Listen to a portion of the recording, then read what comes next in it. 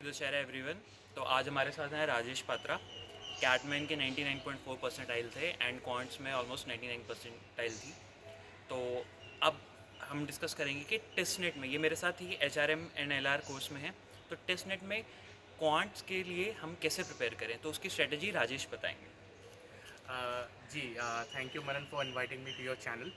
तो मैं पहले ये बताना चाहूँगा कि टेस्टनेट के लिए अगर आप क्वांट के लिए प्रिपेयर कर रहे हैं तो आपको ये चीज़ बहुत ध्यान में रखनी पड़ेगी कि क्वांट एक ऐसा सब्जेक्ट है जहाँ पे आपकी बेसिक्स एंड फंडामेंटल्स बहुत स्ट्रॉन्ग होनी चाहिए। Coming back to the resources, अगर हम रिसोर्सेज की बात करें, जो पहला क्वेश्चन होता है स्टूडेंट्स के माइंड में, तो मैंने जो बुक रेफर की थी वो थी अरुण शर्मा। मैंने LOD 1 किया था, LOD 2 किया था, that is level of difficulty 1, level of difficulty 2। वो कैट के लिए सफिशिएंट है। एज हम लोग को पता है कि टिसनेट का जो लेवल है वो कैट के थोड़ा नीचे होता है, तो आपके लिए वो सफिशिएंट हो जाएगा।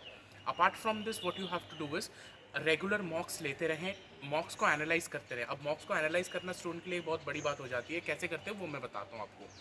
आपने एक मॉक दिया, 10 सवाल थे, 5 आपको आते हैं, 5 आपको एकदम आपको उसका कोई आइडिया नहीं है। अब जो 5 आपको आते हैं उनमें से आपको 4 सही हैं, एक गलत है। 5 जो आपको नहीं आते उनको आपको देखना पड़ेगा कि आपने उसकी पढ़ाई की थी। अगर पढ़ाई की थी तो क्यों नहीं आया, अगर पढ़ाई नहीं की थी तो आप फिर भी सेफ स्पेस में है, क्योंकि आपने उसकी पढ़ाई नहीं की थी और आपको नहीं आता है। 4 क्वेश्चन में थे जो आपको आए वो तो बढ़िया, एक जो आपको नहीं आया तो आपको वो देखना पड़ेगा कि आपको वो क्वेश्चन क्यों नहीं आया। अगर आप उसकी पढ़ाई आपने की थी तो फिर आपको क्यों नहीं आया, क्या वो कॉन्सेप्ट बहुत नया है। ये है पहली चीज़। दूसरी चीज़ ये है कि मैंने जो किया था, मैंने एक फार्मूला बुक मेंटेन की थी। फार्मूला बुक का कहने का तात्पर्य ये है कि आप एक फार्मूला बुक बनाइए जिसमें आप सारे फार्मूलाज लिखिए। फार्मूलाज लिखने के बाद ना उन सारे फार्मूलाज की क्वेश्चन रेफरेंसेस होती है। जैसे suppose mock 1 question number 55 is a question reference for speed, distance and time का जो बोट अपस्ट्रीम एंड डाउनस्ट्रीम है, तो वो एक क्वेश्चन रेफरेंस हो गया, तो आप फार्मूला के नीचे वो लिख सकते हो। ये एक एक अप्रोच है। दूसरी अप्रोच ये है कि आप जब एक अलग कॉपी मेंटेन करो जहाँ पे आप मॉक के क्वेश्चंस लिख रहे हो, और मॉक के क्वेश्चंस जो आप कॉपी कर रहे हो उसके साइड में एक हाइलाइटर से आप वो कॉन्सेप्ट भी लिख दो।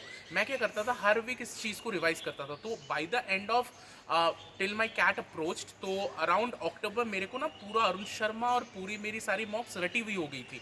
बिकॉज मैं उनको हर वीक अप्रोच करता था, हर वीक रिवाइज करता था, और जैसे मेरी मॉक्स आती थी तो मैं उनको अप्रोच करता था। तो this was my con strategy in a class. और राजेश, आप अभी लास्ट 3 मंथ्स की प्रिपरेशन के बारे में क्या कहना चाहेंगे कि क्वांट्स के लिए कैसे प्रिपेयर करना चाहिए। ओके, सो लास्ट जो 3 मंथ्स की प्रिपरेशन है वो, जैसे मनन ने बताया, बहुत क्रूशियल होती हैं।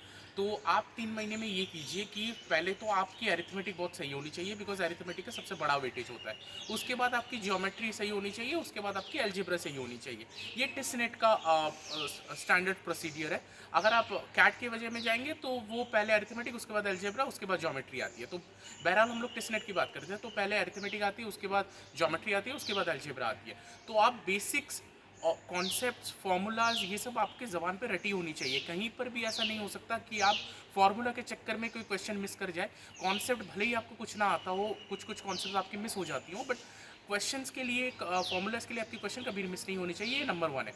नंबर 2 ये है कि परसेंटेजेस के कोई कोई कन्वर्जन फार्मूलाज होता है, जैसे 16.66 जैसे फ्रैक्शन में क्या होता है ना, 9.33 फ्रैक्शन में क्या होता है। तो ये सब आपको रटी होनी चाहिए पहले से, ताकि आपको आसानी हो जब आप टिसनेट एग्ज़ाम अप्रोच कर रहे हैं। और जैसे कि मैंने बताया, जैसे हम सबको पता है कि टिसनेट में कोई नेगेटिव मार्किंग नहीं होती। तो जब कोई एग्जाम में नेगेटिव मार्किंग नहीं होती और बहुत ज़्यादा टाइम होता है, तो आपके पास ये लेवरेज होती है कि आप टाइम लें, अपने आप को टाइम दें, और क्वेश्चन को आराम से ठंडे दिमाग से सॉल्व करें। तो ये होगी क्वांट की स्ट्रैटेजी लास्ट 3 महीने के लिए। Thank you Rajesh, and I hope आप लोगों को अच्छी लगी होगी वीडियो, एंड अगर आपको यूज़फुल लगी है तो लाइक और सब्सक्राइब बटन पे प्रेस करना ना भूलें। Thank you.